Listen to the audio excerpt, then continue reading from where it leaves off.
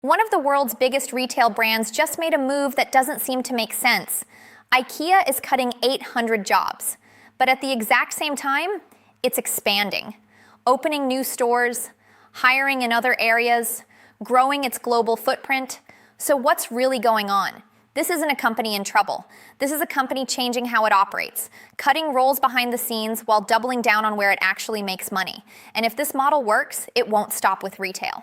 Stay with me, because this shift could change what job security looks like in the modern economy.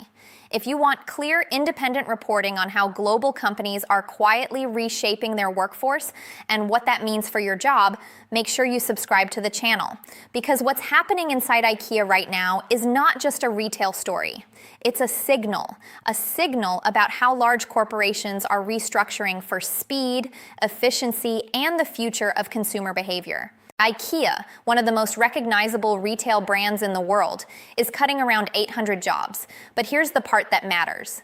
At the exact same time, it's expanding, opening new stores, hiring in other areas, investing in new retail formats.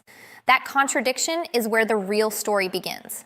Because this is not a company in decline. This is a company changing how it operates. The layoffs are focused almost entirely on corporate roles, internal functions, back office positions, the people behind the scenes who manage coordination, planning, and administration, not the employees in stores, not the frontline workers.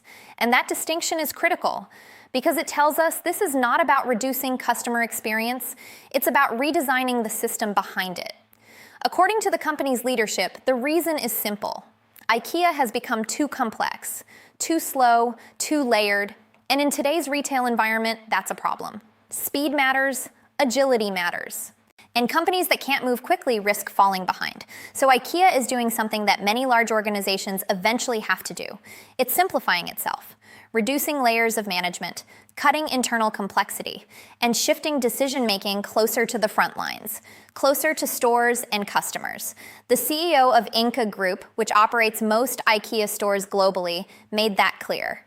The company needs to move faster, make decisions faster, and respond to customers faster. That's the driving force behind these cuts. But that's only half the story, because while jobs are being eliminated in one part of the company, they're being created in another. Over the past year, IKEA has opened 54 new locations, and it plans to open around 20 more stores in the near future. That expansion is not small, it's significant. It means new jobs, new markets, new growth, and it highlights a pattern we are now seeing across multiple industries. Companies are not simply cutting jobs, they are redistributing them, moving resources away from internal structures and toward customer-facing operations, stores, logistics, delivery systems. This is where value is now being created, and it reflects a deeper shift in how retail works. For decades, large retailers built massive corporate structures to manage global operations, complex hierarchies, layers of decision-making, centralized control. But that model is becoming harder to sustain because the market is changing faster than those structures can adapt. Consumer expectations are evolving, e-commerce is reshaping behavior, and competition is increasing. So companies are being forced to simplify, to become leaner, faster, more responsive, and that often means cutting roles that no longer fit the new model. Now here's where the story becomes even more interesting, because IKEA is not just expanding, it's also changing the type of stores it builds. Traditionally, IKEA was known for its large, out-of-town warehouse-style locations, massive stores, huge inventories, destination shopping. But that model is evolving. The company is now investing in smaller urban stores, city center locations, suburban formats designed to be closer to where people actually live and shop. These stores are faster to build, cheaper to operate, and more aligned with modern consumer habits. They rely more on digital tools, touchscreens, planning systems, integrated logistics. This is a different kind of retail, and it requires a different kind of workforce, fewer layers of corporate oversight, more focus on execution, more emphasis on customer interaction, and more reliance on technology. That's why the company is also investing in digital capabilities, improving delivery systems, streamlining logistics, and experimenting with new retail concepts, including partnerships with other brands. All of this points to one conclusion. IKEA is not shrinking, it's evolving. But evolution comes with trade-offs, and one of those trade-offs is jobs.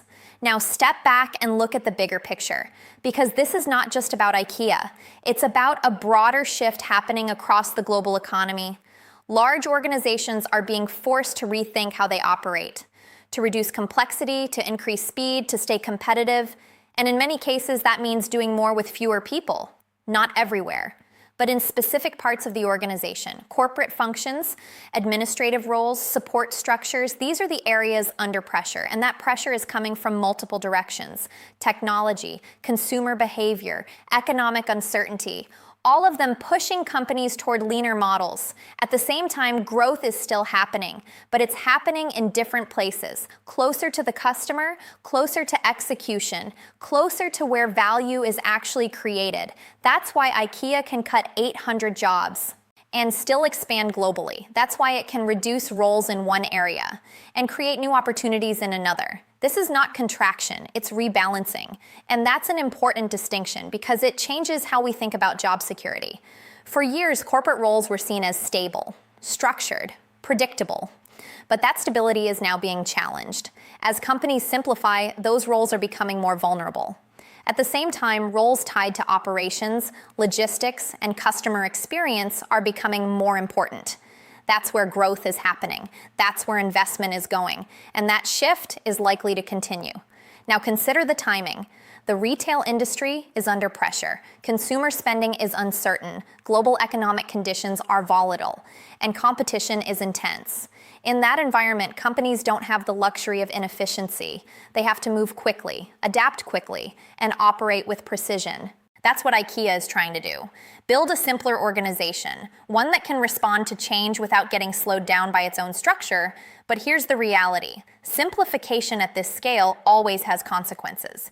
People lose jobs. Teams are restructured. Careers are disrupted. And while companies often talk about reskilling and upskilling, which IKEA has also committed to, the transition is not always smooth. Some workers will adapt, others may struggle. That's the human side of transformation, and it's often overlooked in the bigger narrative of efficiency and growth.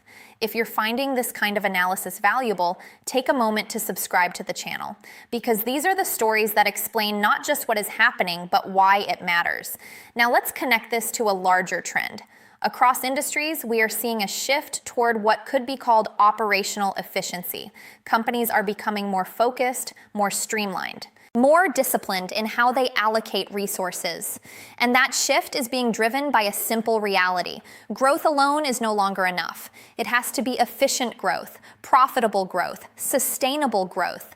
And achieving that often requires difficult decisions, like cutting jobs, even while expanding, even while investing, even while growing. That's the paradox of the modern economy. And IKEA is a clear example of how that paradox plays out in practice. The company now operates more than 640 stores across 32 countries. It continues to expand its footprint, continues to invest in new formats, continues to evolve its business model, but at the same time, it is reducing internal complexity, and that's where the job cuts come in. So what does this mean for the future? It means we are likely to see more of this. More companies cutting corporate roles while expanding operations, more focus on frontline execution, more reliance on technology to manage complexity, and more emphasis on speed and agility. For workers, it means one thing above all else: adaptability, the ability to move with the company, to shift roles, to learn new systems, to stay relevant as the organization evolves. Because the structure of work is changing, not just in retail, but across industries. And the changes are happening quietly, gradually, but consistently. IKEA's decision is one piece of that larger transformation, a glimpse into how companies are preparing for the future. A future where efficiency, speed, and customer proximity matter more than ever, and where the traditional corporate structure may no longer be the center of the organization. If you want to stay ahead of these changes, to understand how they affect jobs, industries, and the broader economy, make sure you subscribe to the channel before you go. Because the way companies operate is changing, and that means the way we work is changing too.